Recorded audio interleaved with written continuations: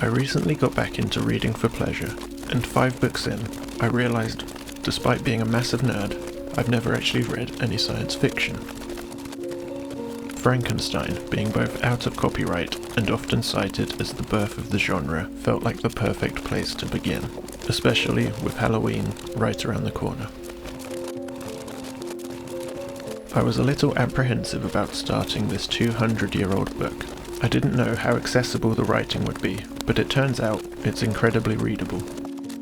Every viewpoint character you come across in the book is self-educated, and this feels intentional from Mary Shelley. It welcomes a wider audience, and the result is a surprisingly approachable book, even in modern times, that's also under 300 pages, which aligns with contemporary reading habits and shorter attention spans. So if you've been putting it off, I'd encourage you to give it a try. I went into the book expecting the scientific details to be front and centre, as often that's the image that many of the on-screen adaptations give off. But Shelley almost entirely avoids the gritty detail. Instead of focusing on how the creature is made, she focuses on the morality of creating in the first place, giving it a much more philosophical feel than I was expecting, a choice that's made the story endure for far longer than any speculative science ever could have. I can now see why Frankenstein has persisted for over 200 years. It doesn't offer answers, but forces us to confront questions that we're still reckoning with today.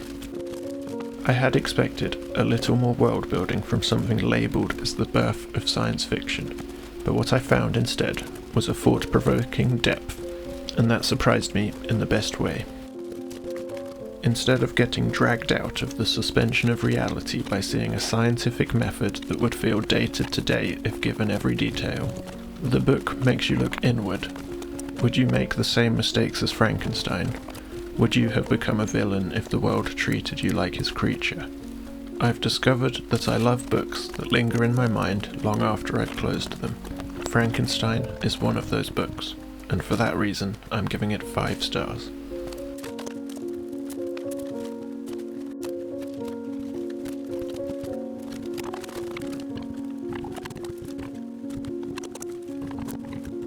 I'm going to move on from my review now and analyse what this book made me think about. There are many valid ways to read this story and draw comparisons to different themes, but the more that I read, the more I felt that the heart of this story isn't about creation itself, but our intentions in why we create. A lot of analysis that I've read suggests that this book is about nature versus nurture. Was the creature always destined to be a villain, or did Frankenstein's neglect make him that way? That's certainly something I have considered at times whilst reading this book, but on reflection I find myself more drawn to examining Frankenstein's character.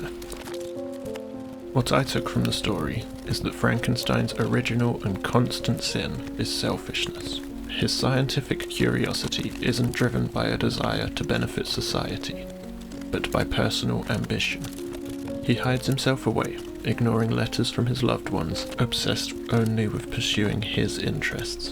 And when he eventually succeeds and realizes the horror of his creation, he abandons the being he brought into the world without a second thought. He attempts to cover it up and never think about it again so he can preserve his own comfort. Throughout the entire book, whenever he's faced with a moral decision, he chooses the most convenient option to him, without considering its impact on society. That is, until he considers what making a second creature could mean for the world, whilst having almost completed that task. But again, even in that decision, he's so self-absorbed that he can't see how the monster's vengeance might affect those he loves. He assumes that it'll all fall on himself. To me, this story became a tragedy, showing the perils of individualism. If Frankenstein had looked to society for help, to his peers at the university, and told them of his epiphany with animation, then I'm sure he'd have found support and guidance. He might even have avoided creating something so grotesque that it would become a monster, either through nature or through the lack of nurture it was given. Instead, he pressed on himself, looking only to expand his own knowledge.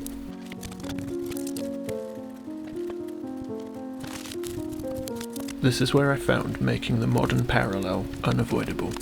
When this was written in 1818, the pace of scientific advancement made reanimation feel inevitable.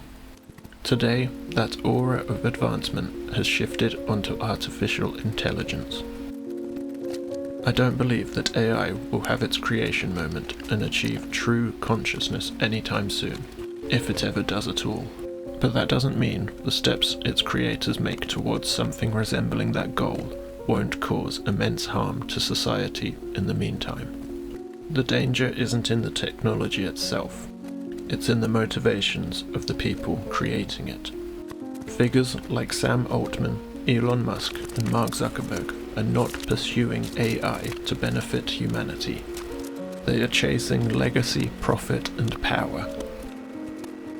They're perfectly willing to scrape the data, labor, and creativity of millions in secret, without consent, all to be first and reap the reward.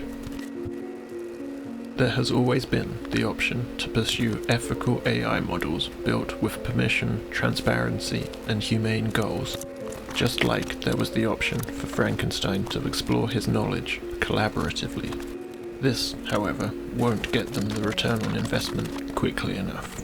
And so, just like Frankenstein, they are doing the equivalent of sourcing parts for their creatures unethically from charnel houses and abattoirs in the dead of night. You can't build something beautiful this way. They are creating systems doomed to become monsters, whatever side of the nature versus nurture debate you sit on. As we see the story play out in the real world, I'm not convinced we'll see the same kind of justice that Shelley gives us in her ending. If anything, the story feels like a warning we've already failed to heed.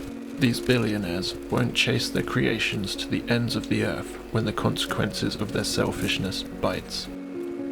In fact, they're already trying to insulate themselves from consequences, building literal bunkers they can escape to, whilst the rest of society is left to deal with job loss, economic turmoil, and a rapidly destabilizing information landscape.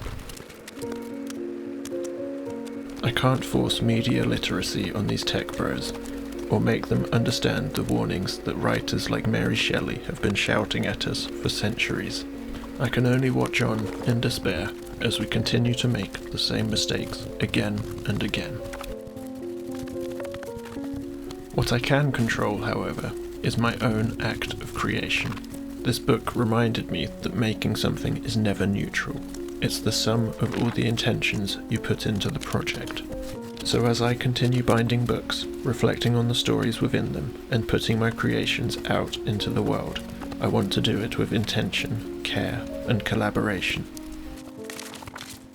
One person who I collaborated with a lot on this project was Cecile, a bookbinding friend I've made since I started posting my projects on social media.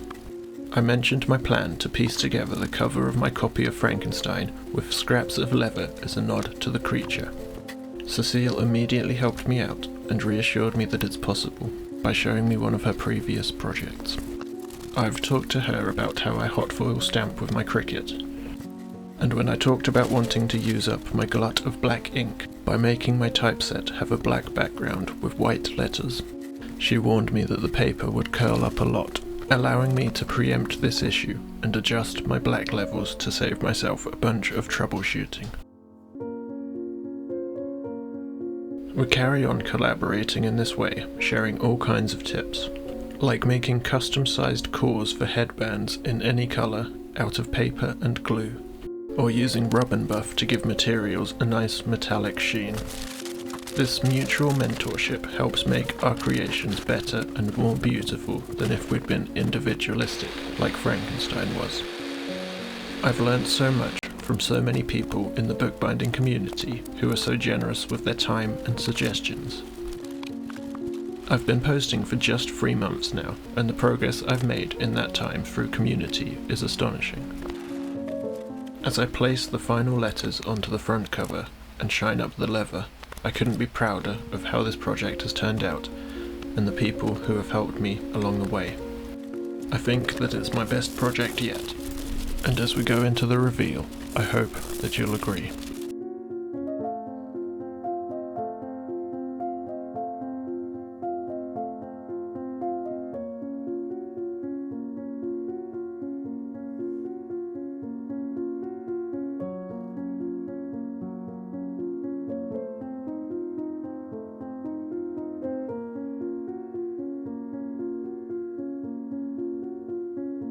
If you enjoy hearing my thoughts or watching me make my projects, I'd really appreciate it if you would like and subscribe.